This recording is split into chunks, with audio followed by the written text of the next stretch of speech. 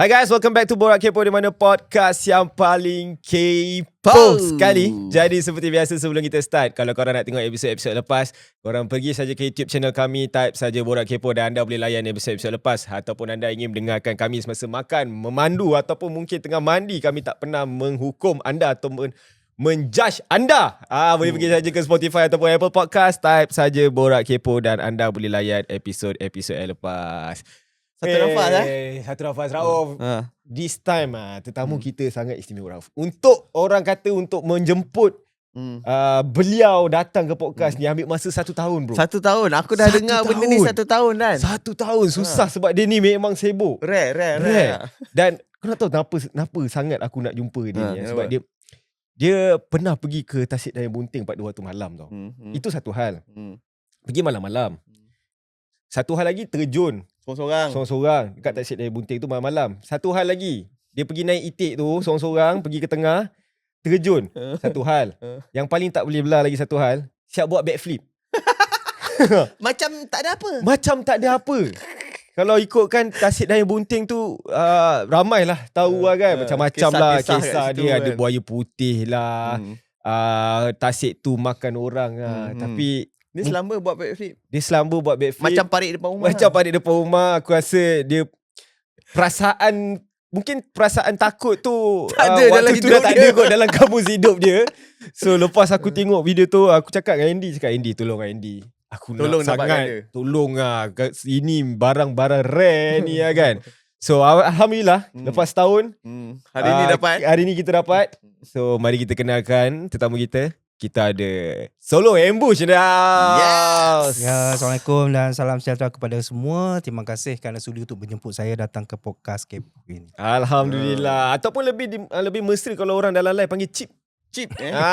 Chip. Tapi dia datang ni bukan kosong lah. Dia bawa benda-benda sekali. Dia bawa benda-benda yang kita akan teroka satu-satu.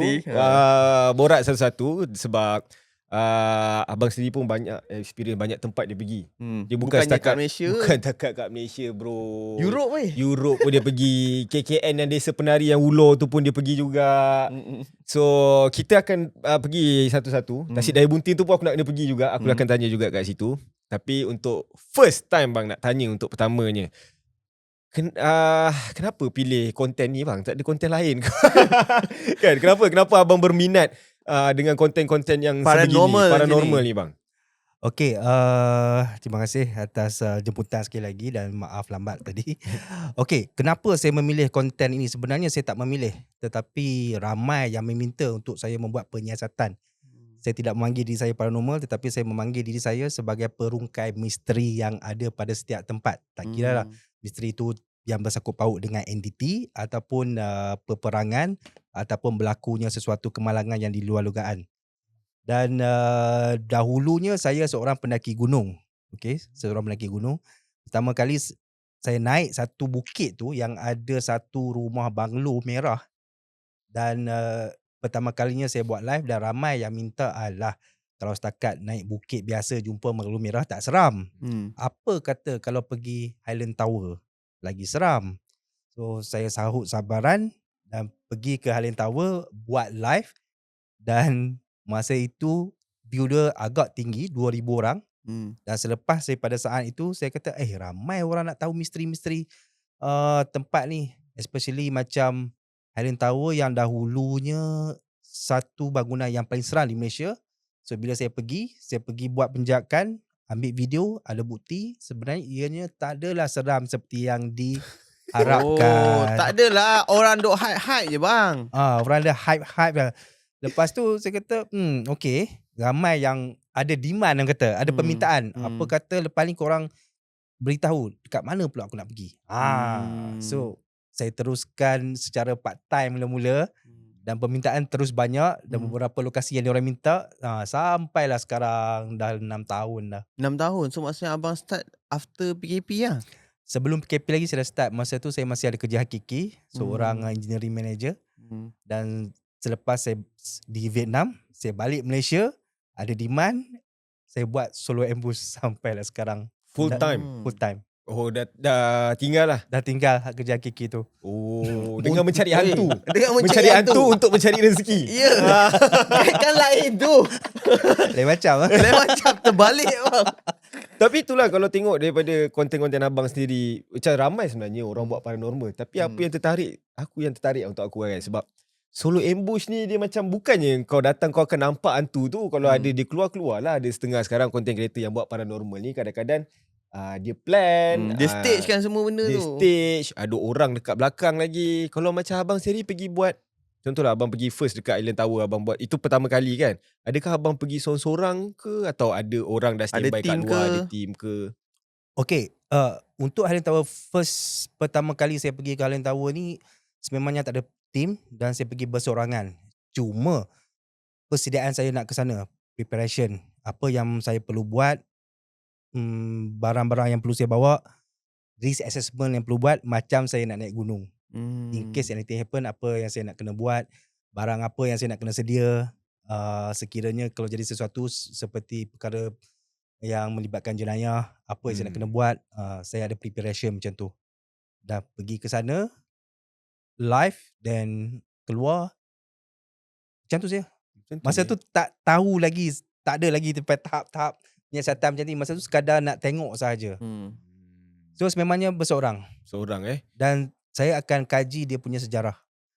Macam Highland Tower, ada kematian, blok mana yang jatuh dan blok mana yang masih tegak dan blok mana yang paling orang cakap berhantu. Saya akan buat kajian. Dan ada yang cakap di depan blok tu ada pokok tu selalu nampak penampakan.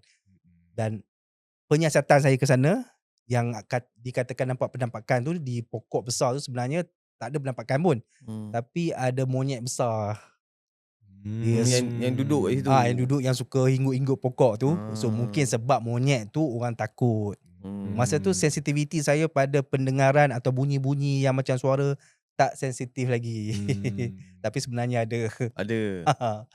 Sekedar simple as that. Abang buat masuk dalam tu ada line ke bang? Kadang saya tengok abang masuk sampai ke dalam hutan lah apa semua. Macam mana line tu? Okay, line ni saya akan buat survey dulu. Okay. Waktu siang. Kalau waktu siang ada line, saya akan teruskan untuk waktu malam. Kalau tak ada line, dahulunya saya takkan buat sekiranya tak ada line. Saya hanya buat offline record. Saya record offline dan bagi tahu pada viewers semua, sorry gang, sebab malam ni tempat ni tak ada line, tak ada coverage, so kita tak boleh buat live. So off record aku ada sediakan.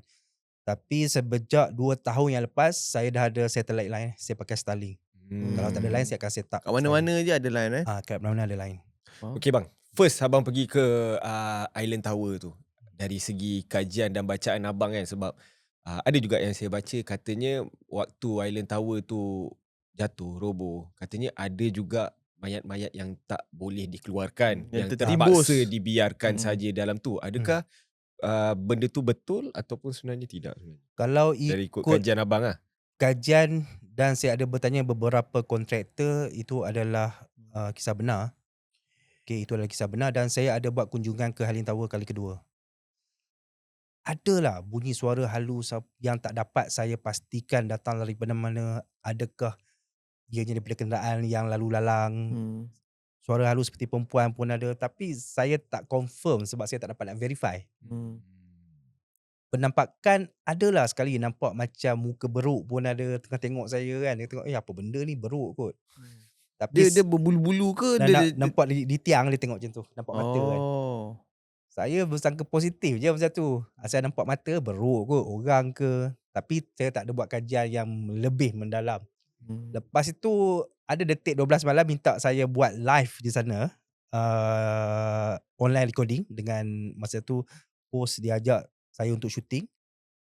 Masa tu baru saya nak prepare untuk segala kelengkapan ni kelengkapan 3 tahun yang lepas saya ingat lagi. Tapi memandangkan kontraktor yang memegang bangunan Highland Tower tu dia tak izinkan sehinggalah sekarang. Kalau tidak kita boleh akses balik dengan menggunakan semua peralatan termasuk barang-barang elektromagnetik semua. Boleh abang explain sikit tak bang, peralatan-peralatan ni untuk apa sebenarnya? Antara yang ada yang abang bawa ni kan bang? Okey, peralatan ni EMF, electromagnetic force. Dia akan check electromagnetic ataupun electrostatic magnetic force. Okey, dia akan check. So kita on, dia akan ada level lah. Wih, macam ada hantu ke dalam dia. Takut. Okay. Dia hijau tu ada setan depan ni sebelah saya ni. Macam mana bang dia punya ni? Okay, dia ada beberapa colour lah. Okay. Hijau sampai merah. Sampai merah. Merah ni adalah menunjukkan mempunyai tenaga elektromagnetik yang tinggi ya. Okay. So selalunya sebenarnya benda ni digunakan untuk inspect ataupun check wire dalam dinding. Okay. Kalau ada wire dalam dinding, dia akan naik ke merah. Kalau ada wire elektrik. Okay. Ada tenaga arus elektrik, dia akan naik warna merah. So kita tahu dinding tu ada wire, kita jangan punch something dalam tu. Ataupun yang tebuk. So itu naturally. Tetapi penggunaan dalam hutan ataupun di tempat-tempat yang tak ada elektrik macam mana. So satu benda sebelum saya cerita, kita kalau pergi ke hutan ataupun tempat seram, bulu roma kita akan meremang kan. Betul. Selain daripada nak terberak, kita akan meremang kan. Beremang dan kulit tu jadi kulit ayam. Dia akan meremang, kulit ayam tak tahulah macam mana. Dia akan rasa meremang. Okay, kenapa bulu roma meremang? Rasa siapa boleh jawab? Sebab ada elektromagnetik. Okey lah tu saintifik sangat. Aku ikut balik je. Okey. Kita betul. Okey. Sebab ada energi iaitu electromagnetic field. So dia akan naik. Kalau korang tak percaya, ambil bulu ke dengan plastik, rub, so cuba letak dekat, dia akan naikkan korang punya bulu roma. So bila kau rub tu, sebenarnya dia mengecas elektrostatik. Sebab itu bila dekat dia akan naik. Tetapi di dalam hutan atau tempat yang tak ada sesiapa, tiba-tiba naik. Mana datang? So kita andaikan hipotesisnya itu adalah tenaga entiti. Entiti ni adalah satu bentuk tenaga yang kita tak nampak. So dia datang dekat, kita memang bulu roma. Sama juga dengan benda ni, bila benda tu dekat, dia akan naik sehingga ke merah. So itu menunjukkan adanya energi yang kita tak nampak. Tapi benda ni dia ada bunyi ke tak ada? Ni tak ada. Tak ada. So oleh kerana tak ada bunyi, kita cari sesuatu yang lebih interesting, yang ada bunyi dan lebih menyeronokkan kita. Ni dah. Weh, menyeronokkan. Menyeronokkan untuk abang. Menakutkan untuk kita orang bang. Ini dia. Ia REM pod. Okay. Dia akan mengeluarkan bunyi bila ada sesuatu dekat dengan dia. Saya turn on lah. Jangan takut, tak ada apa lah. InsyaAllah. Okay. Tu dah bunyi tu bang? Okay. Sebab kita ada radiation kat keliling ni. Elektrik. So, bila sesuatu yang dekat, ini siapa hantu ni? Tutup balik lah. Bila benda organik atau benda yang kita tak nampak dia mendekat, dia akan trigger. Ni something wrong ni. Sekejap, saya nak. Harap-harapnya berjaya dengan selamat lah kita habis podcast ni. Bila kita dekat lah, dia akan trigger. Macam tu nampak. Tapi ada benda yang kita tak nampak.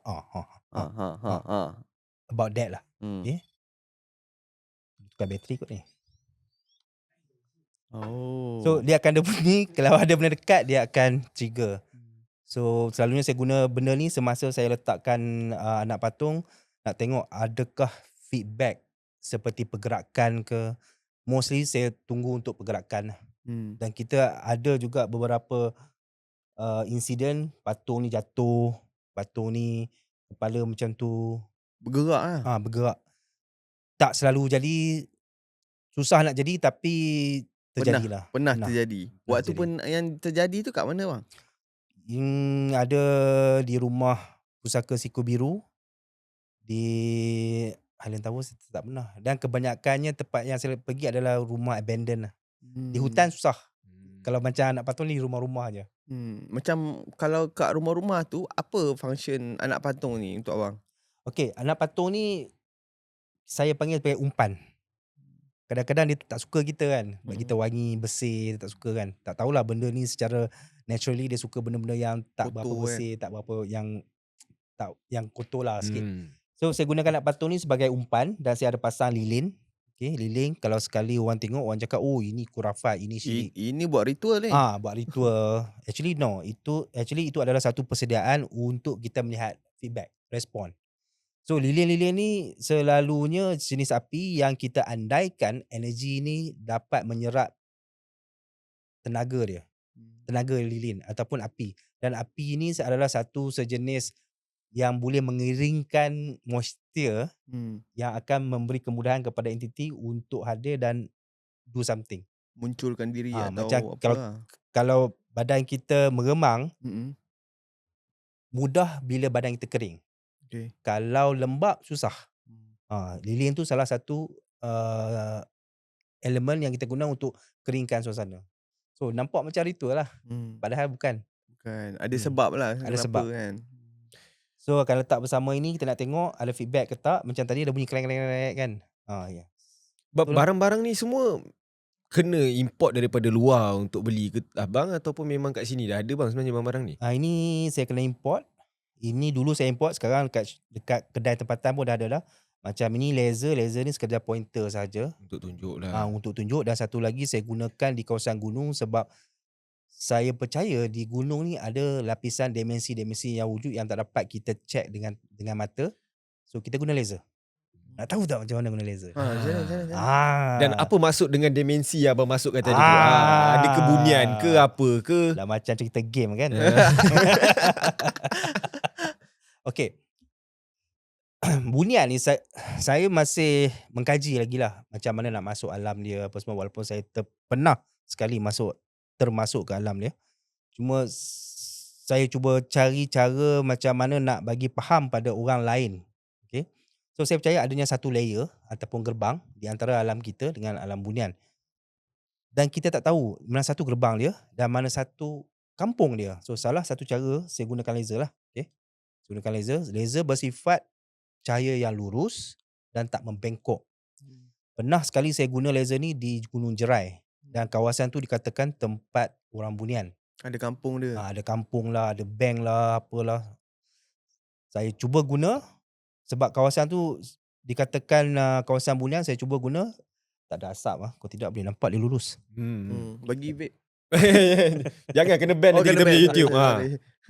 So saya pump laser sambil-sambil jalan kan, pegang gimbal pump laser, tak apalah, sambil-sambil sembang dengan viewers apa semua. Tiba-tiba laser yang panjang tu dia dekat hujung tu lebih kurang 5 meter, dia macam cahaya dia terputus. Laser takkan terputus kan, dia akan terus sampai dia hentam objek atau sesuatu. Tapi dia terputus tengah. Aku jadi lah. Yang kata aku seorang. Viewers pun kata, Mali terputus. Dah tu nak buat apa kan? Dah terputus kan? Aku pun bagilah, Assalamualaikum. Senyap, tak ada apa. Asal okey balik, tak ada apa. Ini mungkin teknikal. Tapi walaupun kita tahu, laser ni takkan terputus. Tapi dia terputus. Tak apalah, jalan-jalan lagi. Tiba-tiba dia bengkok. So, apakah yang menyebabkan dia bengkok? Dan aku percaya kerana lapisan dimensi ni yang menyebabkan laser ni terputus atau terbengkok. So that's physics behind lah. I believe so lah. Tapi tak adalah buat pengiraan apa semua lagi. Tapi the simple indication tu menunjukkan sama ada dia terputus, terbengkok, ada sesuatu layer ataupun lapisan yang di depan kita yang kita tak nampak. Dengan mata kasar. Dengan mata kasar. Itu something yang kena kaji lagi lah. Tapi tadi pun abang dia cakap abang pernah juga pernah masuk juga. Termasuk. Itu waktu bila tu bang? Adakah waktu masa mencari, maksudnya tengah buat ni lah, live ni semua? Masa tu saya masih menjadi pendaki gunung yang tegar. Dan saya termasuk semasa kabus yang tebal. I don't expect masuk kabus tebal. Seronok alam bunian kan. Seronok. Saya ni happy go lucky sikit. Oi, macam cerita Piramli alam bunian kan. Kabus kan. Masuk orang dah lah naik gunung dengan kawan-kawan, tinggal kawan-kawan belakang, kira nak laju je kan. Masuk. Gunungnya sebenarnya dekat sini je, tapi saya tak nak beritahu lah. Masuk, ada kabus lagi semangat. Berlari sejuk kan. Lepas tu timbul kat tempat lain. Tapi kita tak buruk sangka lah sebab gunung tu pertama kali saya pergi, timbul tempat lain. Dah kenapa semua pakai macam orang dulu. Dia pakaian tradisional? Dia tak tradisional sangat. Dia simple. Baju orang Melayu yang simple. Perempuan pun pakai baju macam baju kurung simple. Tak kuno lah. Muka pun nampak okey. Macam kita biasa. Tapi ada orang tua, ada orang muda lah? Orang tua tak ada. Tapi kebanyakannya umur 40 ke atas dan 40 ke bawah. Berbual ke bang dengan diorang bila abang termasuk? Itu saya pelik. Diorang tak layan saya. Okey. Dia tak layan sangat saya. Saya peduli lah. Aku nak ronda kan. Saya tak, orang tak layan saya peduli apa kan. Aku nak ronda kan. So ronda tengok je. Saya pernah kongsi cerita ni dalam Facebook saya. Tapi tak apa, saya ringkaskan cerita dia. Di tempat tu dia ada macam satu orang belajar silat tak silap. Okey. Ada 4 orang dia tengah menuntut ilmu. Saya tengok saja, macam tak ada tempat lain nak menuntut ilmu. Saya turun, tak kacau lah. Turun bawah, ada satu bangunan macam orang lama.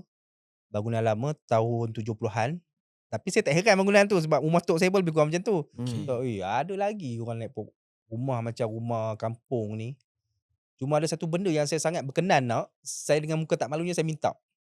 Masa tu dia sediakan di beranda tu, dia ada 3 orang tua, tak tua sangat, dalam 50-an. Dia orang tengah bersembang. Lepas tu ada seorang perempuan keluar, dia bawa talam, dan talam tu ada kain selendang dengan keris, ada 4 pasang. Lepas tu cantik sangat selendang tu, nak ambil keris, minta macam keterlaluan. Tu saya cakap, aku nak selendang ni boleh tak? Yang muka tak malu kan. Tu dia orang tengok aku, dia orang senyum, tak layan. Rupanya 4 selendang ni adalah kepunyaan 4 orang yang tengah menuntut tu. Pun turun yang daripada bukit kecil tu, yang 4 orang tengah menuntut ilmu tu, dia turun dan dia orang dapat lah selendang dengan keris, macam ijazah lah. Then aku minta lagi, aku nak juga Selendang tu. aku nak juga. Kalau dia orang dapat, asal aku tak dapat. Lepas tu dia orang senyum lagi. Lepas tu perempuan yang bawa tu, dia keluarkan lagi talam, dia bagi aku satu surat envelope. Dia bagi dekat aku. Kita jadilah kan. Envelope apa, duit tu kan, RM10 ke apa kan. Ambil bulan poket. Lepas tu tak apalah dapat. Dan memang tak dapat selendang tu. Ronda. Lalas saya tak dapat jalan keluar. Dipendekkan cerita, saya pergi ke sungai untuk keluar daripada kampung tu. Jumpa nenek kebayan. Nenek kebayan pula. Ini nak cerita kat korang. Saya rasa ramai orang tak tahu. Kalau masuk dalam hutan jumpa nenek kebayan, bukannya nenek kebayan tu boleh jadi puteri. Kan kebanyakan tu, aku jumpa puteri. Syok. No.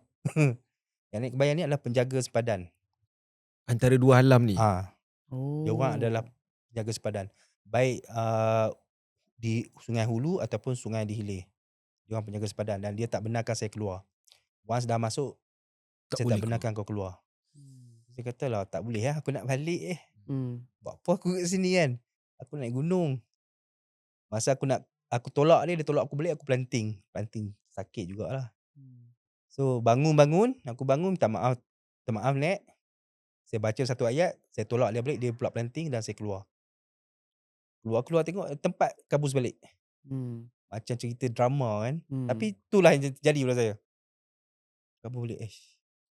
Kau cerita orang tak percaya ni. Saya rahsiakan cerita ni dekat 8 tahun baru saya buka balik. Agak-agak waktu tu dalam berapa lama? Berjam dalam ke tu, berapa hari ke dalam tu ke, ataupun mungkin time tu orang dah cari abang sesat. Benda tu berlaku tak sampai 10 minit, tapi saya dah lost 2 jam lebih. Ada orang dah start mencari lah. Kawan-kawan lah. Tak ada. Saya sampai ngam-ngam kawan saya sampai. Oh, ya abang naik dulu. Kan saya tinggal kawan. Saya dah dapat dekat kabus tu. Ngam-ngam kawan saya sampai. Lepas tu saya cakap, kenapa lambat sangat? Kami siap masak Maggi lah apalah. Diorang banyak pit stop. Abang dah masuk ke alam lain. Tapi tak cerita lah pada diorang. Yeah. Kata tipu lah ni kan. Isi kandungan surat tu abang ambil bawa balik. Itu silap saya. Saya tengok poket saya kosong. Dan saya dah bertanya beberapa orang yang arif tentang hutan. Dia cakap kemungkinan besar surat kandungan dalam sampul tu adalah surat kebenaran untuk kau masuk ke mana-mana hutan saja. Betul loh. Bagilah cek ke apa. Bagilah cek 20 juta ke. Kan. Oi, tapi maksudnya masuk tu pun abang, kalau orang lain masuk mungkin dah hilang dah tu. Mungkin tak keluar. Dah tak boleh fikir dah apa dah Itu saya pun berfikir banyak kali sebenarnya. Kenapa terjadi pada saya dan apa dia punya tersirat tu. Sebabnya. Sampai sekarang lah saya fikir. Aku rasa based on pengalaman lah. Abang dulu hiking macam mana pula kan. So mungkin daripada pengalaman juga yang buat lebih tenang bila berada dalam situasi sebegitulah kot. Bagi saya, kita masuk ke tempat mana-mana pun kita kena hormati tempat tu. Macam kita masuk rumah orang, kita hormati tuan dia, kita hormati kucing dia apa semua kan. Tapi kalau kucing gigit kita sepak je So kita masuk hutan, kita hormati kawasan hutan tu. Jangan buang sampah lah. jangan, betul. Jaga etika lah maksudnya Yang ni kan. aku cukup suka. Setengah orang hormati dia, kata tok nenek takut. Jangan macam tu. No. Bagi aku jangan buang sampah, jangan simply potong pokok apa semua. Nak buang pun cari tempat yang proper. Jangan main buang je. Minta izin lah biasa juga kan. Saya dengar kalau nak Biasa membuang lah, mana-mana itu minta izin. adat orang Melayu kita lah, biasa cakap macam tu lah kan. So sepatutnya benda tu tak ada pun bang kan, sepatutnya kan. Perlu ke? Itulah, ni kontroversi sikit lah. Aku tak pernah minta izin, tetapi aku mencari tempat yang sesuai untuk membuang. Kalau dalam hutan selalunya cari tanah yang lembut, korek, buang, tutup. Settle lah kan. Macam sorry aku nak tanya Tanya. apa ni yang orang hilang. Kenapa orang yang selalu mendaki ni banyak kes lah. Kita baca kat surat khabar ke. Paling baru pun ada juga Ada kan? juga yang hilang. So kalau kes-kes yang hilang lepas tu 7 hari baru jumpa, 2 minggu baru jumpa. Sebab apa? Ya. Tanya kepada pendaki tegar. Pendaki tegar mesti tahu. Yang dah pencen cari hantu sekarang. Dia banyak sebab sebenarnya. Kadang-kadang tak ada ilmu navigasi. Dia tak ada ilmu navigasi, dia masuk tak ada guide kan, dia tak ada ilmu navigasi, dia tak berpegang pada guide ataupun ketua SBC. So dia ikut lorong je kan. Tiba-tiba kalau lorong tu dia tak tahu lorong tu adalah untuk pendaki ataupun untuk pemburu ataupun untuk orang asli ataupun untuk lorong binatang. Kebanyakan keseluruhan yang digunakan lah oleh orang asli ke binatang ke. So dia ikut suka dia sebab kita punya denai gunung ni tak ada signboard macam signboard highway. Tak ada. So pakat cakap, oh kau sampai sini, camp ni kau masuk lorong ni. Tapi di camp tu dia expected ada 2 lorong tapi ada 3 lorong. So dia tak tahu. Tu sebab tak ada ilmu navigasi. Yang kedua, penat, tak ada stamina, endurance. Kau naik gunung, kau galas berat-berat, bila kau penat, kau tak boleh fokus. Bila kau tak boleh fokus, aku ni suka lah. Kalau kita tak boleh fokus tengah penat ni, Jalan je lah. kau nak dengar cakap orang. Macam pergi mampus lah. Pergi mampus lah. Aku betul lah. Aku tengah penat ni, jangan cakap aku lah. Kalau otak kau, semua naik. So dia tak kisah. Dia jalan, kadang-kadang dia tergolek masuk dalam gaung ke apa. Dia masih bela, ikut hati dia. Lepas tu bila dah masuk dalam gaung, dia nak pergi mana lagi. Dia tengok atas, dia tak tahu. Itu masalah penat. Kalau yang macam kes yang ada budak kata kena bawa ke alam bunian tu. Okay. Saya nak komen untuk dia orang pun macam tak berapa nak layak, tapi saya pernah jumpa gerbang sekali alam bunian di mana saya masa tu turun daripada Gunung Yonyap dengan keadaan tendon kaki saya retak dan saya berjalan mengheret-heret kaki. Saya ingat lagi masa tu waktu awal pagi, pukul 10 pagi, ada nampak gerbang muncul. Saya tengok, alamak macam Alice in Wonderland kan. Tengok, gerbang. Aku tengah penat ni, kata. Kau buat macam ni pula kan. It's okay, tak apa, aku layan je. Lepas tu ada perempuan cantik. Kalau macam kita kebanyakan kata, oh puteri datang, about macam tu lah. Oh cantik. Masa muncul, ni 18 SX sikit lah. Masa munculnya puteri tu, dia muncul sekali dengan katil. Okay. Lepas tu aku tengok, apa ni, kata, sekali dengan katil. Lepas tu dia tunjuk macam ni. Silakan atas katil. Lepas tu kata, tak boleh. Cakap, tak boleh. Sambil-sambil jalan heret kaki tu, dia cakap tak boleh. Sebab kita bukan mahram. Lepas tu dia kata kita kahwin lah. Mana boleh kahwin, tak ada wali. Masa saya cakap tak ada wali tu, seorang lelaki tua muncul, mungkin bapak dia kot. Kita boleh nikah sekarang. Saya tengok, apa bodoh lah. Aku nak balik jumpa anak bini. Terus aku buat tak tahu macam tu. Masa tu aku shock, mungkin di situlah Hasan Hayat yang juga hilang di Yonyap. Mungkin di gerbang tu. Apa benda lah. Takat tu je.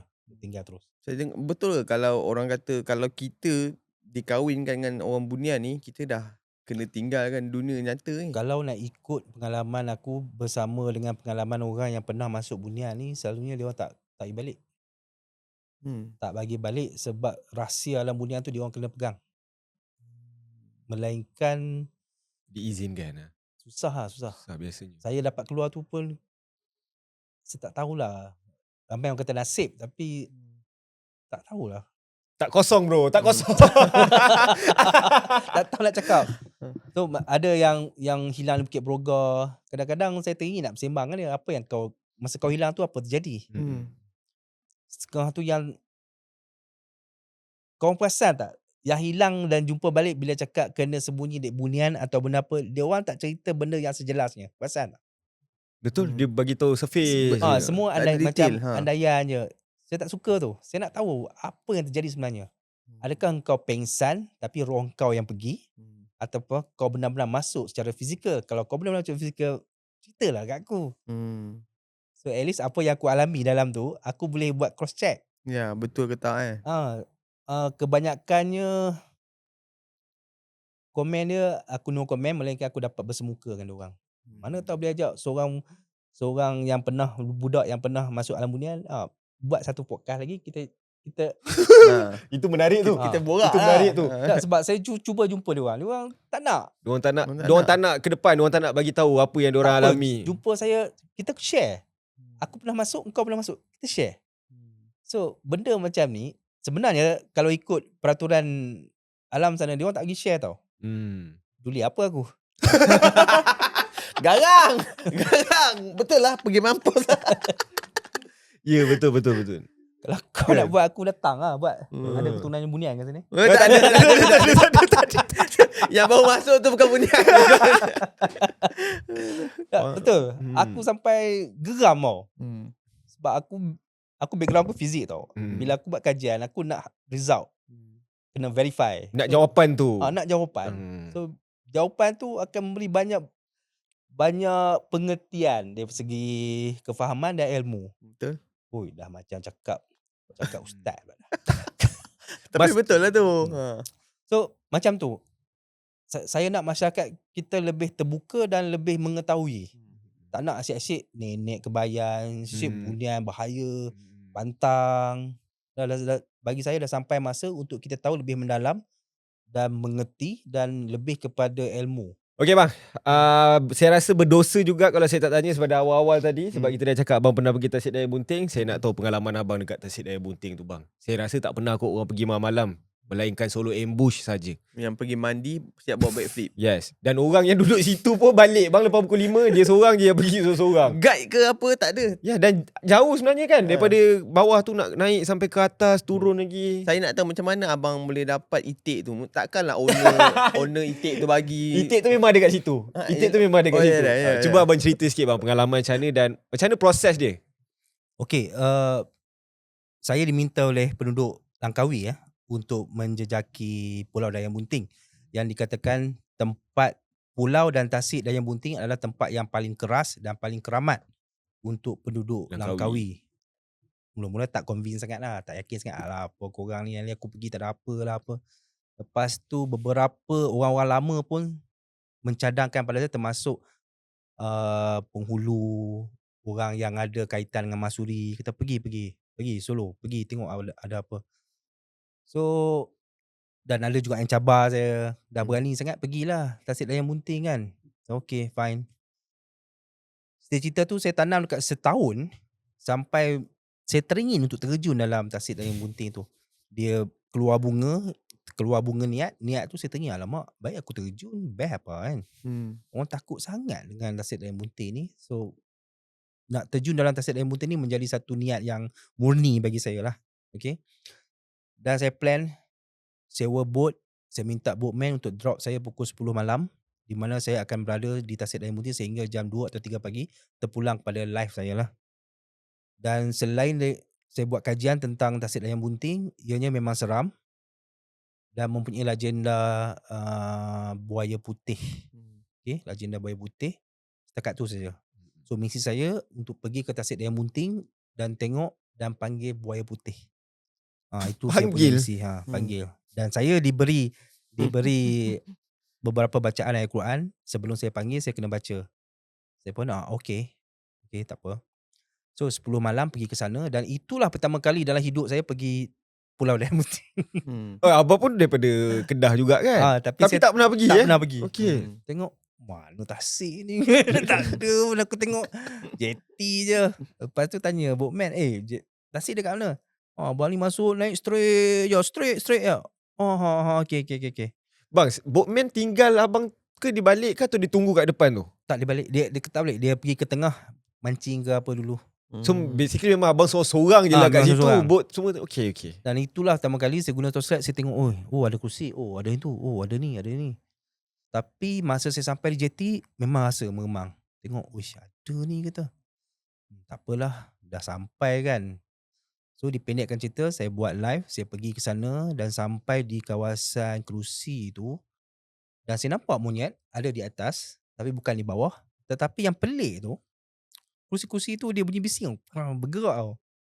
Saya ambil pendekatan, mungkin angin, walaupun mustahil kan. Angin boleh tolak kursi tu kan. Dia bergerak. Dia ada kedai macam kedai kopi tepi tu.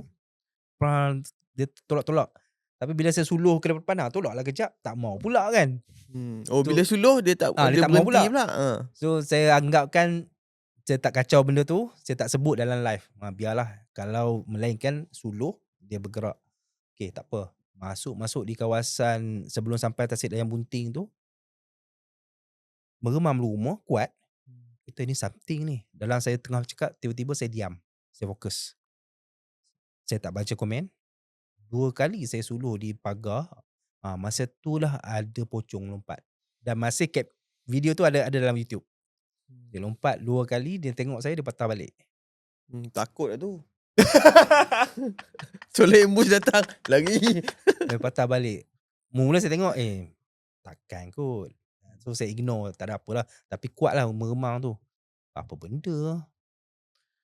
Aku tetap tengok di kawasan hutan, tapi yang di pagar tu aku ignore, tak apalah. Aku mungkin salah tengok kot. Habis jalan masuk sampai ke Batu dan turun ke Tasik Dayang Bunting. Lepas tu dah sampai Tasik, saya pendekkan cerita, dah sampai Tasik Dayang Bunting tu. Tu saya panggil Bayar Putih. Sambil baca Bayar Putih, panggil. Dan saya tak perasan, dah ada perasan memang dia timbul. Timbul. Ada dalam video tu. Cuma saya tak perasan masa tu. Dia timbul sikit-sikit lah.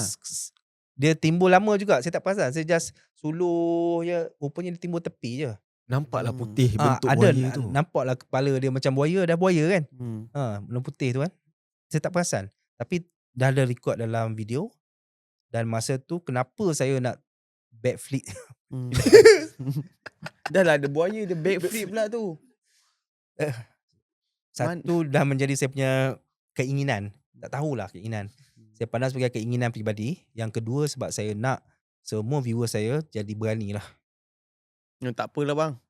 Abang seorang je lah bang. Walaupun malam tu dia orang cakap, "Bang ni jangan terjun bang ni kami sayang bang ni, jangan matilah." Tu apa benda lah korang ni. Bukan korang suka ke aku mati kan? Jangan macam-macam.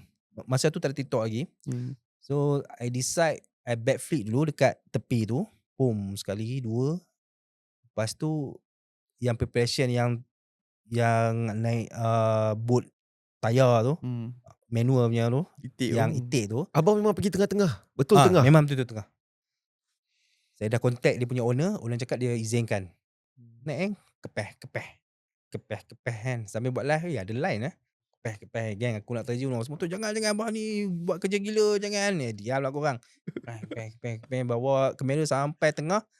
Memang saya tunjuk, memang saya buktikan yang memang saya betul-betul di tengah. Sebab kita nampak kawasan laut dengan jetty tu memang jauh. Terjun. Terjun sekejap, naik. Hidup lagi aku.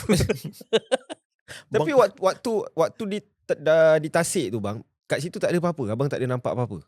Tak ada. Memang okey je lah. Memang okey. Alhamdulillah. So dah patah balik. Semua dah selamat. Dia orang pesan janganlah buat kerja gila ni lagi lah apa semua. On the way balik, yang buaya putih tu, video tu saya tak tengok. Tetapi masa on the way balik, saya dah atas boat. Semua boatman dengan kawan dia kata, "Abang ni tengok video ni. Video abang ni tadi." Yang mana yang dekat pagar? Tengok lah. Weh, real lah. Pocong. Pocong. Dia kata, "Abang ni nak patah balik lah." Tak boleh kata. Kalau kita patah balik, kita nak nak berlabuh dekat JT kat kampung macam mana? Ish, macam mana? Itu pertama kali dan aku telefon mak aku je tu. Mak, telefon ni mak pocong ni wujud lah. Terus mak aku marah aku. Hang, ingat main lagi yang benda-benda ni. Aku Hak ingat hantu ni dah lolang. main lagi dengan benda ni, dia kata. Aku ingat lagi. Aku tu, ish, betul ya? Sebab aku jenis tak percaya hantu. So layan je lah. So perkara tu aku harap dapat membuatkan masyarakat ataupun viewers aku yang tonton Solat Ilmu menjadi lebih berani. Betul. Sebab dia membuktikan aku okey je kan. Walaupun jumpa hantu terjun dalam tasik daya bunting, tak kena gigit dengan buaya putih pun kan. Bob, macam mana sejarah buaya putih tu bang sebenarnya? Kalau mesti abang Apa ada buat kisah kajian, dia? apa kisah macam mana ada buaya pula kat dalam tasik tu bang sebenarnya? Secara ringkas yang aku harap kalau salah mohon diperbetulkan lah. Boleh betulkan kat komen lah kalau siapa yang lebih tahu Orang kan. dekat ni Yang orang kawi ke lah, apa tolong. kan. Okey, legenda buaya putih ni sebenarnya seorang penjaga Pulau Dayang Bunting. Dia seorang lelaki yang pahlawan, pendekar yang menjaga Pulau Dayang Bunting dan lama kelamaan setelah beberapa pada zaman dia tu tetap ada berlakunya peperangan, dia juga menjaga dan berperang. Dan selepas itu dikatakan beliau ni bertukar ataupun menjema menjadi buaya putih dan terus menjaga tasik Dayang Bunting ni. Yang dikatakan dia seorang wali dan bertukar menjadi buaya putih untuk menjaga tasik. Sampai sekarang. So ada lagi cerita dia selepas sebenarnya tapi agak mistik, tak tahu sesuai ke tak nak dikongsi. Faham. Okay bang. Daripada tasik Dayang Bunting, sebenarnya abang pun mengkaji ni bukan hanya dalam Malaysia je sebenarnya. Kalau tau. negara luar sama. pun sama juga. So salah satu benda yang menarik saya adalah waktu abang berada di KKN Desa Penari. Waktu tu cerita tu sangat-sangatlah viral. Tiba-tiba orang Malaysia kat sana pergi cari buat apa pula dia kat sini kan. Macam mana pula bang kisah tu? Macam mana pula abang cara proses untuk abang ke sana, permission, sebab ialah negara orang lebih susah lah untuk kita masuk kan. Betul. Bukan macam negara kita kan. Okey, saya sejenis orang yang tak suka tengok cerita hantu. Jenis apalah berlaku macam ni. Hantu pun aku tengok nak tergelar. Lepas tu sebab ridiculous lah bagi aku tengok kan. Tengok cerita hantu pun nak ngantuk kan. Kata apa benda kan. Boring ah. Naturally. Tetapi KKN ni lain. Tengok, what? KKN ni aku puji kepada penerbit dia. Sebab dia kaji tentang jin. Dia kaji tentang jin, tentang hidup jin, perbuatan jin, sifat jin. Tengok mak, this is something else. Lepas tu cerita tu dikatakan berdasarkan kisah benar yang diubah sikit kan. Untuk selera penonton kan. Pernah berlaku pada mana aku nak pergi Bali di suatu aku niat nak pergi Bali di Hotel Bedugul Bali. Kalau korang ingat, dia punya acar dia adalah naga. Okay, kebanyakan naga. Betul, kat airport dia pun dah naga dah. Airport Bali kan banyak Bali gila dah naga. So kepercayaan dia orang, acar dia orang dan amalan dia orang yang berkaitan dengan perubatan dan kepercayaan banyak dengan naga. So salah satu naga tu ada datang pada mimpi aku sebelum aku pergi ke Bali. Aku ingat dan sangat jelas macam mana rupa naga tersebut dan naga tu ada dalam filem KKN. Itu what? Something else. Itu yang menyebabkan aku tengok sampai habis. Dan bila aku tengok sampai habis, wow. Maksudnya orang yang buat filem ni dia betul-betul tahu tentang mistik ni. Itu yang aku suka tu. So bila dia tunjuk kawasan menari, lepas tu kawasan di mana dia berkesedudukan dengan jin dekat kawasan yang ada sungai dengan batu. Lepas tu kawasan di mana ada pokok besar, dalam pokok besar tu roh perempuan tu ditangkap dan dibenari sampai mati kan. So aku teringin nak tengok kau buat pula dekat aku. Jangan. Tak betul. Sebab filem ni dia buat, aku percaya berdasarkan kajian dia tentang jin dan it's real. Aku jarang-jarang nak angkat filem tapi yang ni no, I have to. Kena pergi. Carilah orang siapa boleh bawa KKN, check di Banyuwangi. Take time jugalah dalam beberapa bulan. Ada di Yogyakarta dengan di real is Banyuwangi. Okey, aku nak yang real. Memang masuk dalam tau. Berapa jam perjalanan waktu tu? Perjalanan daripada Pekan Banyuwangi dekat je sebab kita naik kereta kan. Naik kereta dan jalan sekarang dah mudah. Dah ada jalan berturap. Dan nak masuk terus ke Banyuwangi tu lebih kurang 15 minit atas hutan-hutan. Okay. Sampai ada kedai makan lama. Dan di situlah ada tasik, ada tempat menari, ada, tapi sekarang dia orang dah buat surau tau. Tempat menari tu dah jadi surau. Tempat menari pun ada, Okey, surau pun ada. surau pun ada. Lepas tu dikatakan tempat ikramat pun ada. Dan kunci dia dipegang oleh tokek kedai makan yang ada di situ. So saya cakap niat saya macam mana, saya nak buat macam ni. Kita okey, tak apa, dia izinkan. Satu malam saya di situ. Itu cerita dia. Masuk ke dalam tu bang, adakah jawab yang masuk kereta tu boleh dah. Nak ke tempat itu adakah jalannya? Sempit, kecil, sebab daripada video tu kan macam dalam hutan sikit. Dalam video tu dia macam desa kan. Ada desa, ada lorong kecil-kecil. Lebih kurang sama. Cuma setiap tempat kalau dalam video tu dia tanah rata, tapi tempat tu sebenarnya nak pergi ke pokok tu kena panjat sikit. Nak pergi ke batu tu kena turun sikit. Dia di lereng gunung. Tapi macam sekarang tempat tu dijadikan sebagai apa? Tempat tu dia tempat rekreasi sebenarnya. Dia tempat rekreasi macam kita kan. Tempat rekreasi macam Templar Park lah contoh. Dia macam tu lah. Cuma dia orang sediakan tempat menari sebab budaya dia orang macam tu. Budaya kan. Tempat menari, tempat persucian. Dia orang masih pegang adat nak menyucikan diri dengan air. Ada masih pegang adat tu. Macam tempat menari tu bang, dia terbiar ke ataupun diorang jaga sebenarnya? Diorang jaga. Bersih lah. Masih ada kanak-kanak ataupun orang sekolah menengah berkemping di situ. Masih ada. Okay. Masa saya pergi tu, malam tu ada dekat 12 orang yang dah berkemping tapi on the way nak balik dah. Dan diorang tahu cerita tu. Dan diorang takut juga sebenarnya. So tapak tu masih lagi dipakai untuk Masih diorang boleh buat dipakai. menari, tarian apa semualah. Bukanlah orang kata abandon, kosong. Tak. Masih dipakai pada waktu siang dan waktu malam. Semasa kunjungan saya, masih ada manusia ataupun orang tempatan membuat pemujaan di situ. Dan saya tak nak ambil tahu apa yang diorang buat. Yang air keramat tu untuk apa bang? Kalau daripada segi kajian abang yang sebelum abang masuk, air keramat tu untuk apa untuk diorang sebenarnya? Dan bentuknya macam mana? Kolam lah? Kalau ikut kepercayaan diorang, air keramat ni diorang mandi untuk bersihkan dosa, bersihkan sial. Buang sial lah buang supaya sial. hidup diorang aman. Lepas tu Tentulah. bagi saya air keramat ni daripada air gunung.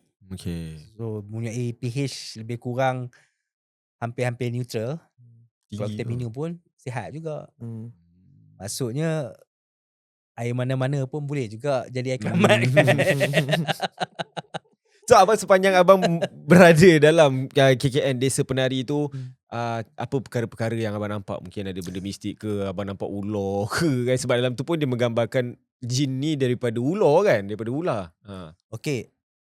Unfortunately, bila saya pergi ke kawasan yang batu dengan sungai yang lelaki tu bersekedudukan dengan jin tu, saya dah cuba provoke, cuba letak teddy bear, tak ada apa-apa respon.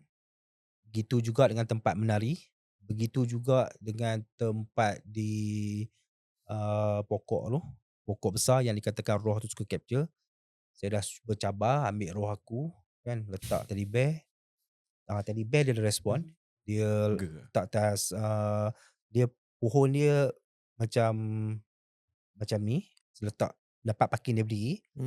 Dia tolak beberapa kali jatuh. Kalau kau mampu tolak teddy bear, ambil lah roh aku nak menari dengan kau kan. Tapi tak jadi apa. Setakat tu je lah.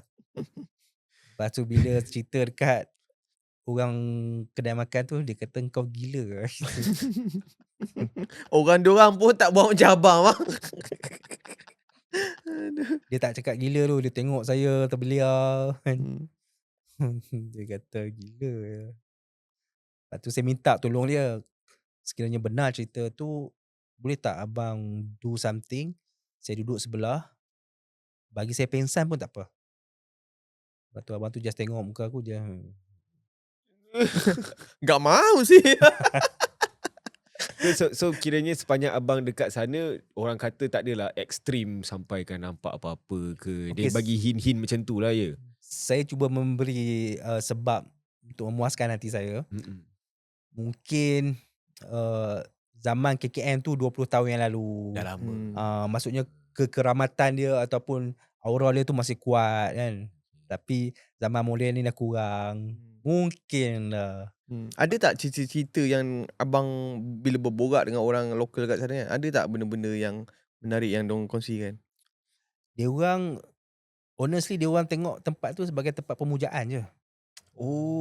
Dia orang tak pandang macam ada kena hilang, orang hilang macam kita asal hutan je kena sorok. Kena suruh. Asal hutan je keluar tak waras. Dia Hmm. orang tengok tak kalau ada something yang happen dekat hutan tu dia orang buat pemujaan. Sebab itu Ha. adalah perkara normal untuk diorang kan. perkara Orang normal. datang situ buat pemujaan, Buat nak bersihkan pemujaan. diri, balik. Tapi abang ke sana kos macam mana bang? Kos ke Banyuwangi, turun di Surabaya, naik kereta 4, bajet lah. Bajet sendiri ke bang? Kalau abang Bajet. pergi banyak-banyak ke luar negara ni semua bajet sendiri. Bajet sendiri yang kita dapat daripada supporter. Okey. Daripada semua lah. Daripada live semua. Okey bang, Faham. sepanjang lah bang. Saya dah puas hati dah dengan jawapan-jawapan yang diberikan. Itu antara dua. Tapi sepanjang abang buat benda ni lebih kurang dalam 6 tahun kan bang kan.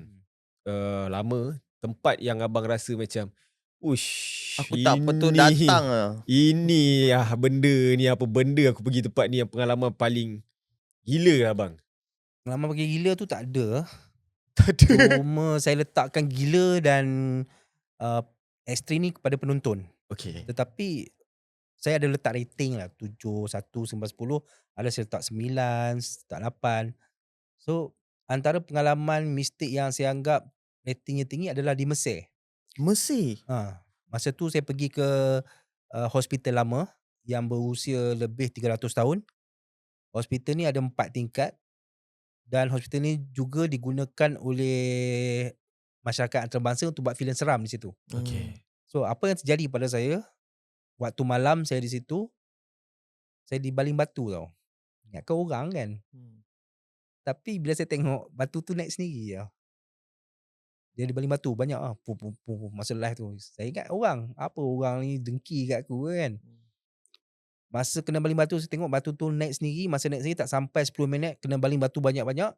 Hujan batu lah. Masa tu saya menyorok di bawah gerbang. Sampai orang tempatan yang ada dekat luar yang tunjuk lokasi kat saya semua lari masuk cari saya. Saya tanya apa pasal masuk cari saya? Dia orang risau. Dia orang rasa dia orang cakap dah hati tak sedap. Something happen dekat you dia kata.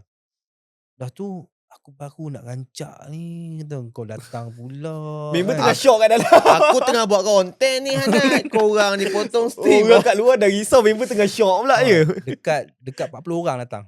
2 group datang cari aku. Ramai. Aku tengah rancak ni. Lepas tu aku cakap okay, I need you all help. Get out for 10 minutes. I will settle this. Dia kata, are you sure you okay? I'm okay. Are you sure? I'm sure. Elok dia orang get out. Get out tu lebih kurang 1 meter sebab ada pagar kan. Tak jadi dah batu tu. Lost lah. Dia dah hilang. Dia dah bagi kejap je. Dia Yang bagi. itu memang orang tempatan tak percaya benda-benda macam ni tiba-tiba jadi percaya. Nak solat pun dah tak jadi macam checking. Itu antara tempat yang saya rasa rare lah. Dia punya feedback baling batu tu mungkin biasa, tapi kejadian tu batu diangkat dan dibaling tu bukan sesuatu yang biasa tau. Abang memang nampak depan mata batu tu naik sendiri. Dia naik, saya tengok macam tu. Dia ada gerbang tengok macam tu. Kau orang Padahal saya duduk kat tengah tu, dia bangunan tu 3 tingkat. Tingkat ketiga tak boleh naik sebab semua tangga dah pecah. Dia buat daripada batu-batu tanah pasir ni. Okay, batu kan dia orang padang pasir. Ya. Yang nak ke tingkat 3 dah pecah semua. Yang boleh masuk tingkat 1 dan tingkat 2. Waktu siang saya pergi buat shoot video, mampu naik sampai tingkat 3 di sebelah sini saja. Sebelah sana tak dapat. Yang sebelah sana tu dia ada satu ruang macam lobby. Ada batu tengah, saya cabar. I challenge you, cakap dalam bahasa Inggeris lah. You're so powerful. Do something to me. Make me fall down ke apa ke. Dia tak ada apa. Turun, pop, ada batu. Amboi, siapa baling dekat aku. Ingat aku nak takut kot kan. Okay, do it again. Pop. Kali kedua. Come on, I want more. Pop. More. Give me more. Pam. Aku siapa? Bunyi tapak kaki tak ada tau. Tengok. Wih. Batu sendiri. tu terbang banyak lah bang. Bukan satu-satu. Banyak Pum, terbangnya. pum, pum, pum, pum, pum. Bukan pum macam tu macam tam, tam, tam, tam. Ha. Satu. Paksa menyuk, besar kan? Paksa menyuap bawah gerbang tu. Kena kepala nanya kan. Tengok, uish, mana dia buat lah. Itu yang terdetik lah hati saya. Macam mana dia buat lah. Iyalah. Masa tengah syok. Orang datang. Oh bro. Mister, are you okay? Kepala otak kau. Kau dah kacau aku. Kau dah kacau konten aku. Tapi dia orang concern. Dia risau. Okey bang, itu kalau dekat luar negara. Kalau dalam Malaysia lah kan, yang abang pernah pergi, bagi abang kat mana tempat yang abang pergi, abang cakap, uish, Paling lah. ini so far ni adalah paling seram dekat Malaysia lah. Walaupun banyak lagi yang abang tak pernah pergi, ni antara yang abang dah pergi. Kalau dalam Malaysia. Di Sarawak. Sarawak. Sarawak masa tu bawa patung. Di mana di sebuah rumah lama, dikatakan rumah bomoh, Siam. Patung tu dia jatuh, lepas tu dia hilang ni atas. Patung ni ke? Bukan patung. Patung lain lah. Dah terbakar dah repair ada di studio tu. Patung abang sendiri? Oh, sebelum patung ni lah? Sebelum patung ni. Oh, yo. Dia jatuh, ramai yang nampak dia macam naik atas, cari-cari tak jumpa. Hilang satu hari, keesokan harinya cari balik. Lepas saya ugut nak bakar rumah tu, tiba-tiba patung tu muncul. Dengan muncul, patung tu letak bateri, dia boleh bunyi. Kalau kita kena, dia ada satu switch kat belakang turn on baru dia bunyi. Cara kemunculan dia agak lucu, di mana dia berbunyi tapi tak kuat seperti biasa. Dia slow sangat. Dia slow, macam dah bateri dah tinggal sikit. Dia kalau bateri weak kan, dia takkan bunyi. Okay. Dia kena betul-betul bateri kuat, dia akan bunyi. Tapi bunyi slow. Dia muncul dekat tempat yang saya nampak macam jin tu. Okey lah abang, last lah sebelum kita nak habiskan. Saya nak abang cerita sikit lebih detail yang macam Sarawak tu. Apa cerita dia, macam mana abang pergi ke sana? Okey, rumah bomoh Siam ni digeruni lah di situ. Dan paling ditekauti di kawasan Kuching. Dan rumah bomoh Siam ni dia berdekatan dengan quarters nurse dan hospital. So bila ianya berdekatan, ramai percaya nurse kalau jadi, ramai yang kata nurse pernah kena rasuk, dia hysteria. Mungkin sebab entiti yang ada pada rumah bomoh ni. Dan memang orang tak berani sampaikan adik-beradik bomoh tu pun tak balik situ sampai naik abandon lah. Semua tak selap dah 20 tahun dah. Rumah tu rumah kayu ke rumah besar ke? Rumah kayu separuh, rumah simen separuh. Dan masa saya sampai tu, dia punya tingkap, dia punya pintu semua dah tak ada dah. Atap pun ada yang okey, ada yang tak okey.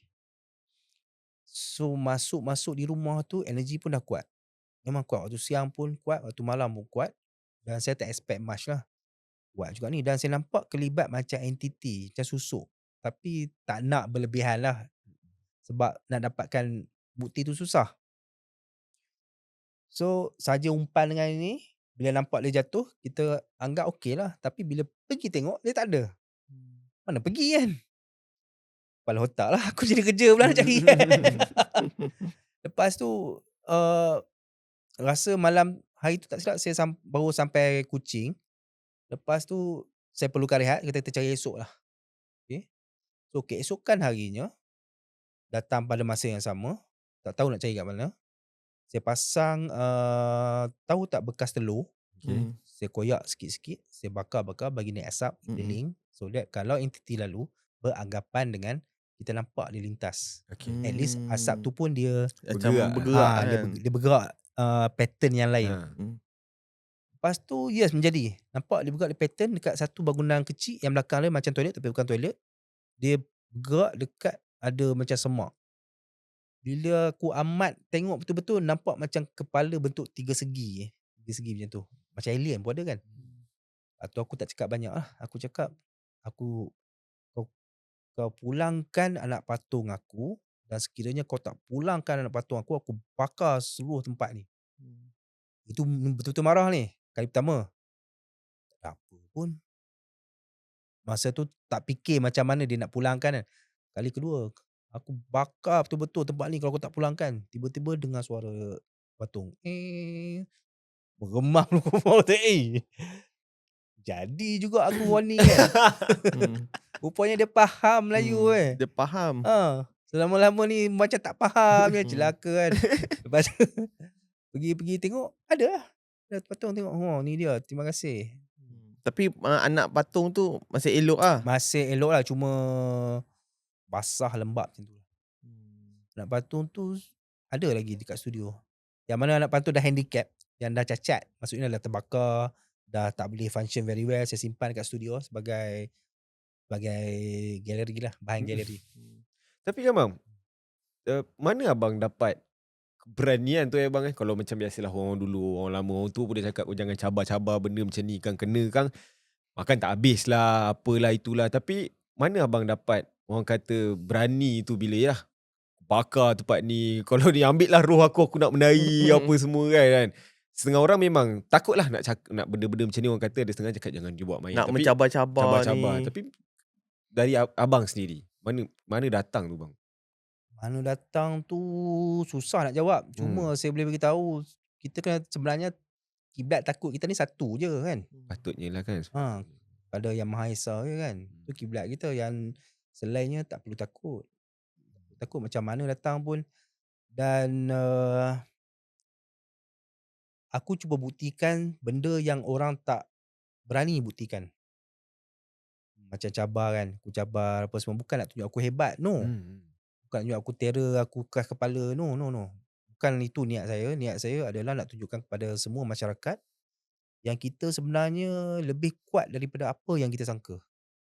Kita lebih berani, lebih kuat, dan memang saya nak semua penonton saya dan masyarakat umum, kepada semua masyarakat umum, yang korang boleh naikkan keberanian, jati diri dan keyakinan.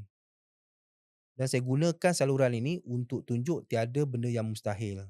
Jangan terlalu pegang pada pantang dan jangan terlalu takut. Sikit-sikit takut, sikit-sikit takut. Dah tu siapa nak bela kita? Siapa nak bela diri kita? Siapa nak bela keluarga dan bangsa kita? Sikit takut bukan kepada entiti saja, tapi meliputi keseluruhan bidang. Perniagaan ke, apa ke. Contoh, kau komando. Kau masuk hutan, kau sebut Maybank. Sebut je lah perkataan tu. Sebut harimau je lah. Engkau Tok Batin, silat hebat apa semua. Hembus jadi api. Masuk hutan, tali pinggang, tali pinggang. Oh, orang kuat. Saya pernah gaduh dengan wasi sebab saya sebut gajah. Sebab saya tak sebut orang kuat. Bukan celupar, bukan apa tak, tapi jati diri kita tu kena bentuk. So, saya harap apa jawapan saya ni memberi pengertian baru kepada siapa yang dengar. Bukan nak tunjuk saya hebat, tak. Saya ni I'm nothing. Okay? Saya ni ada antara nak tunjukkan yang manusia ni adalah khalifah dan punya kekuatan dalaman yang diri sendiri tak tahu. So kena berani lah. Lagi hebat dari benda tu sebenarnya. Lagi hebat. Dah disebut dalam Quran. Itu je. Macam bagi pendapat abang kan, kenapa orang-orang kita ni suka kat kisah-kisah seram, misteri macam ni? Itu soalan yang saya fikir sampai sekarang. Bagi saya lah, bila saya kaji balik sejarah kita kan, orang kita kan, sebenarnya banyak sensitif nak cerita pun nanti orang salah faham kan. Tak, sebab yelah contoh macam apa konten yang abang bawa adalah untuk beranikan, untuk orang tengok tu rasa berani. Sebab itulah konten abang direction sebegitu. Sebab ada setengah orang yang buat benda-benda macam ni, tapi bila orang tengok dia jadi lagi takut. Dia tak jadi lebih berani. Ada yang jadi macam tu juga kan. Macam dia orang nampak ni macam, janganlah buat macam ni apa. Orang yang tengok pun jadi takut. So direction abang bila buat macam ni, macam cakap, ni untuk korang jadi berani. Saya selalu pesan masa live. Okay, balik pada soalan tadi saya jawab juga. Sebab saya kaji juga kenapa orang kita ni suka benda macam tu kan. Salah satunya bagi pandangan saya dan kajian saya, masyarakat Melayu ni sebenarnya berkait rapat dengan benda-benda gaib ni. Sejak dari dulu lagi. Sejak nenek moyang kita lagi. Cuma kita tak faham. Kontroversi pun nak jawab. ambil contoh lah. Ambil contoh lah. Sikit-sikit boleh bang.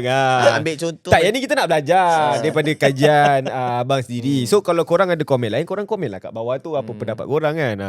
Contoh lah, macam ada orang kaya zaman dulu kan, dia ada ladang apa ke, dia membela benda untuk jaga tempat tu. Macam tu lah. Betul lah, contoh macam tu. Tu salah satulah. Okay, dia ada kebun apa semua. Dia hire atau dia ambil untuk kerja dengan dia untuk menjaga daripada dirosakkan atau dimusnahkan. Begitu juga dengan silat untuk jaga dia juga, untuk bagi kuat pun ada juga. Masih berkait rapat dan bila sampai di zaman kita ni kita tak faham. Kita tak faham, dia cakap ini menakutkan. Lepas tu dicampur adukkan dengan pemahaman dari segi agama, dari segi pantang larang, dan benda tu makin teruk. Makin tak faham. Makin banyak versi kan. Makin banyak versi, makin tak faham, makin mencampur aduk. Teruk lah. Okay. Dan kajian saya saya keluar ke luar negara, dan bila saya tengok balik, di Nusantara ni lah mempunyai sejarah yang berkaitan, mempunyai sejarah gaib yang tinggi Berbanding dengan negara lain Eropah ke selain lain. daripada Mesir. Tinggi. Dan saya pernah bercakap dengan Sami Buddha dekat Bangkok. Dia kata kalau kau betul-betul nak cari tempat yang power, yang padu, dia cakap dalam bahasa Thai lah. Saya ada translator saya. Kau pergi ke Indonesia, dia kata. Sebab dekat sini tak padu, dia kata. Tak Bomoh power. Thailand pun cakap tu. Dia Sami sana.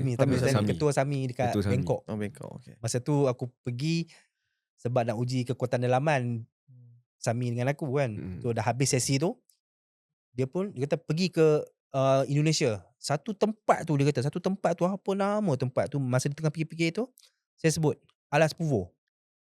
Betul, dia kata Alas Purwo. Dan saya dah pergi dah Alas Purwo tu. Kat mana tu? Di Indonesia, di mana Alas Purwo ni dikatakan pusat kerajaan jin yang paling besar di Asia. Masa saya pergi di sana, ada satu gua dinamakan Gua Istana. Dan Hutan ke bang? Dalam hutan ke? dalam hutan. Kena trekking, dan tempat tu memang dia orang jaga sebagai tempat rekreasi, dan kalau nak masuk boleh tidur di satu tempat saja. Dia ada resort. Saya pergi sana, saya dah minta izin daripada ketua resort tu, dan ketua penghulu situ, dia orang izinkan saya untuk pergi ke mana-mana saja dalam Alas Purwo. Dan saya pergi ke Gua Istana tu, trekking lebih kurang sejam, masuk ke hutan dalam, tak boleh nak buat live sebab tak ada coverage. Di sana dia orang buat ritual. Kalau ritual tu maksudnya ritual untuk apa? Untuk minta kekayaan lah. Dia orang baca macam ritual jampi. Saya macam mana dia orang benarkan saya masuk. Masa dia orang angkat sirih apa semua masuk ke, ada lebih kurang 10 orang. Dia orang angkat sirih tu jatuh, saya tolong angkat letak balik. Saya ikut dia orang okey. Masa duduk dalam tu saya buat recording, dia orang tengok saya, kamu siapa? Kau nak kantoi aku kat YouTube ke? Kamu siapa? Tak ada apa-apa. Saya jalan, saya tunggu bawah, saya tunggu dekat pondok tu. Di pondok pun ramai. Dia orang cerita lah kenapa kita masih buat pemujaan ni, kenapa dia orang masih pegang dia orang punya kepercayaan lama. Dia orang adalah offer saya nak buat panggil benda pocong, saya suka lah. Tak apa, nak kena bayar pun saya bayar. Tapi sampai airport, saya contact balik, kena ban nombor saya. Kena ban? Dia orang block saya. Kena tipu lah. Tak sempat nak buat lagi. Tak sempat nak buat lagi. Ya kan dah kena bayar dia orang kan. Tapi pengalaman abang pergi situ kuat lah bang, dia punya tu. Kuat. Sangat kuat. Dan sepanjang jalan nak masuk Alas Purwo tu, dia ada ikat pocong. Dia buat bentuk. Okay. Lebih kurang setiap 1 kilometer. Dekat pokok, dia pokok macam ni. Dia ikat pocong. So aku suruh lah supir, berhenti. Aku nak buat live, nak rakam. Dia buat pekak je. Hey, berhenti lah. Buat pekak lah. Kelaka lah ni. Sampai kedai makan tu dia berhenti. Kenapa tak berhenti? Dia kata, tak boleh bang. Kenapa tak boleh? Seram itu pocong tu. Kepala otak kau. Aku datang sini, aku nak shoot tu lah. Bang, tak boleh bang. Pocong bang. Driver pun takut bang. Dia takut. Tak tahu. Memang Alas Purwo ni waktu malam memang dia orang takut. Memanglah dikatakan tempat keramat. Salahnya orang Thailand pun cakap kat Ah, situ. Sebab diorang pergi bertapa dalam gua tu. Semua negeri, maksudnya semua negara, orang Thailand pun datang situ juga. Ada juga. Sami Thailand ya. Sami Thailand tu. Sami Thailand tu sebab nak, itu cerita lain lah. Cerita lain. Sepanjang abang pergi semua ni bang, bila tak ada benda ke bang? Bila balik ke atau semua okey je? Kan biasa kalau pergi tempat ni kan kena mengikut lah, diorang ikut lah nanti. Kau ludah dulu kat luar tu baru boleh masuk. Badan abang sakit ke apa ke? Alhamdulillah lah, so far balik tak ada apa-apa. Family pun okey. Cuma yang mengikut tu kadang ada juga. Tak mengganggu ke bang? Selagi tak ganggu family saya okey lah. Kalau nak ikut lah. Kalau nak ikut lah. Kalau Ganggu abang personally tak ada? Ganggu abang personal tak boleh nak dia tidur ke? cuit-cuit sikit ke? tiba ke? Ada juga. Sampai nak cerita pun macam pelik lah kan. Sampai pocong tidur sebelah saya pun ada. Ya Allah, boleh tak cerita bang yang tu bang? Macam mana pocong boleh tidur kat sebelah abang tu? Okay, dia berlaku di hotel. Sebelum saya cerita pocong ni, saya ada terambil minyak dagu. Okay, terambil minyak dagu. Cerita terambil minyak dagu ni saya letak dulu, tapi minyak dagu tu saya ambil bukan sebab saya nak guna. Okay. Tapi saya dicabar untuk memiliki. Okay. Yang mencabar pun dia kata, kenapa kau tak berani ke? Kau cakap dekat Solo Ambush tak berani. silap orang lah bang. Orang lain yang berhajat. Okay. Lepas tu aku cakap lah, kau minta lah kat Tok Bomoh ni minyak dagu yang dia cakap tu. Lepas tu orang yang nak berhajat tu mungkin dia malu ke. Dia tengok aku, sebab yang ada yang nak berubat tu 20 orang. Dia tengok aku, dia kata, saya tak mau minyak dagu. Mungkin dia rasa malu ke. Lepas tu aku lah, macam tu pula. Lepas tu Tok Bomoh tu kata kat aku, yang kau suruh dia ambil minyak dagu kau nak ke? Tu kita, alamak, kita pula kena kan. Tu diam. Tu dia sebut lagi, kenapa kau tak berani? Boy, dia kata tak berani kat Solo Ambush. Depan orang 20 orang kata tak berani. Tercabar ego. Memang kan, reputasi kan. Aku dalam kegelapan malam aku cakap macam ni, baiklah, saya dengan ikhlas hati saya terima minyak dagu ni. Lepas tu dia buat satu penarikan daripada daun pandan tu, dia buat penarikan, terkeluar minyak dagu tu. Dia kata, tu dah, ambil minyak dagu tu. Saya tambah sikit dah ambil tu, Bomoh tu tanya, kau nak buat apa dengan minyak dagu ni? Ni jawapan spontan saya nak buat ada 2 sebab. Okey, yang pertama apa dia? Saya cakap pertama, kalau saya ada bela binatang ternakan satu hari nanti, saya akan sapu kepada binatang ternakan saya, so that saya tak susah-susah nak jaga. Dia pergi jauh mana pun dia patah balik. Lepas tu Bomoh tu, bagus tak terfikir pula saya. Boleh guna untuk haiwan. Lepas tu, yang kedua pula, aku tengok muka Tok Bomoh dengan yang nak berubat semua terpaku dengan jawapan aku kan. Aku cakap, untuk saya sapu pada diri saya sendiri. Pelik kan? Dia tengok, dah kenapa kau nak sapu pada diri kau sendiri? Tok, barulah syok sendiri.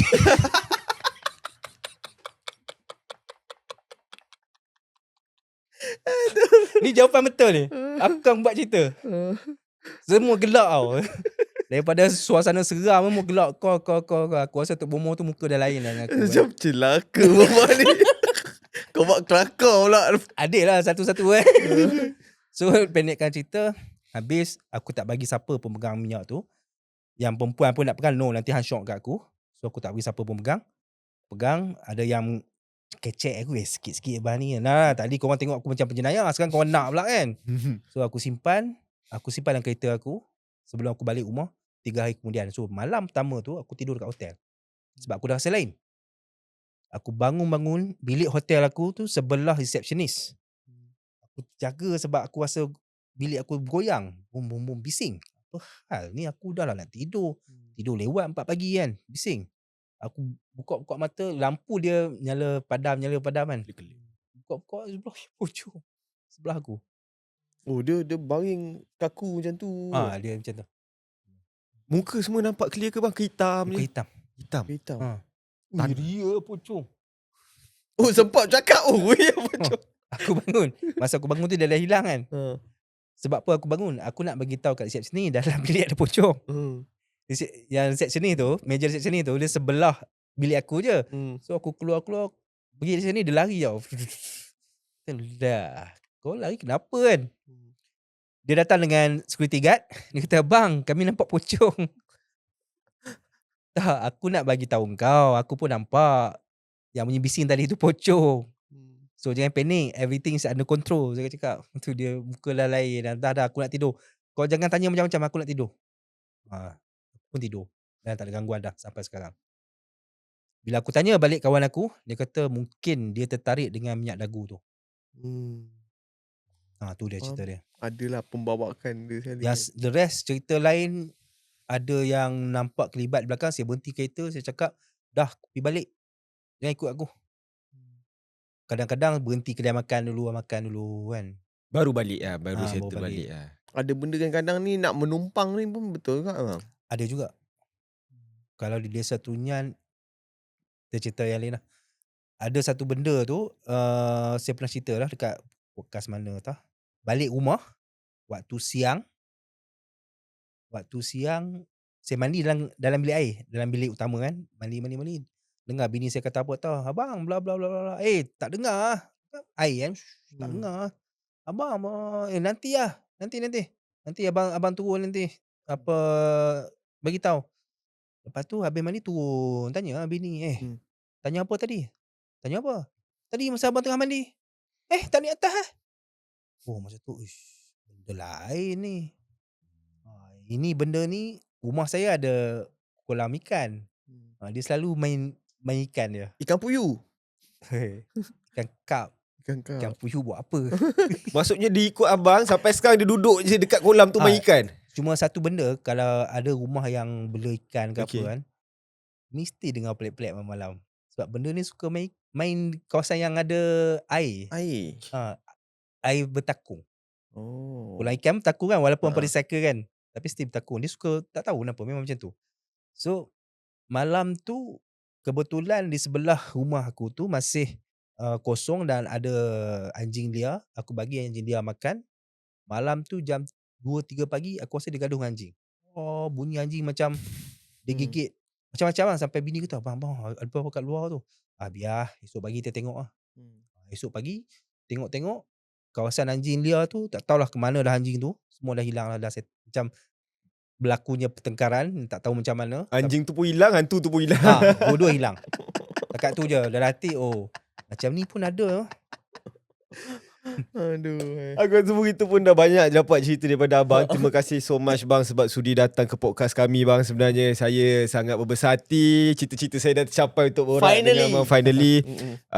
Boleh tak bang abang share sikit contohlah kalau diorang nak tahu abang ni buat live bila. Mungkin orang baru tahu abang daripada sini kan. Kalau dia cakap cerita abang ni best, nak tengok live abang. Abang ada ke macam hari ni abang buat live, hari apa abang buat live. Maybe abang boleh share dengan pendengar. Okay, korang semua boleh follow di akaun TikTok Solo Ambush, Facebook pun Solo Ambush dan YouTube Solo Ambush juga. Selalunya buat live pada hari Rabu hingga hari Ahad ikut lokasi. Lokasi seluruh Malaysia bang pergi? Seluruh Malaysia. Kalau lokasi tak ada, dalam Rabu sampai Ahad tu mungkin ada sehari atau 2 hari kita rest dan selalunya bermula pada jam 11.30 malam. Memang setiap hari itulah Rabu hingga Ahad. Rabu hingga Ahad. Alright, alhamdulillah kita boleh sampai ke penghujung. Terima kasih banyak bang sebab sudi datang. Saya sangat happy sebab abang dapat datang podcast saya. Setahun saya tunggu abang. Terima kasih banyak bang. Dan berkongsi cerita macam-macam. Boleh. Terima kasih. InsyaAllah kalau ada masa lagi kita jemput lagi. Betul. InsyaAllah. Semoga abang terus sihat dan maju jaya. Okay. InsyaAllah. Jadi kita jumpa di Borak Kepo yang akan datang. Ciao. Bye. Assalamualaikum. Bang, last boleh bang? Bukakan tu bang. Mana tu betul ada ke bang?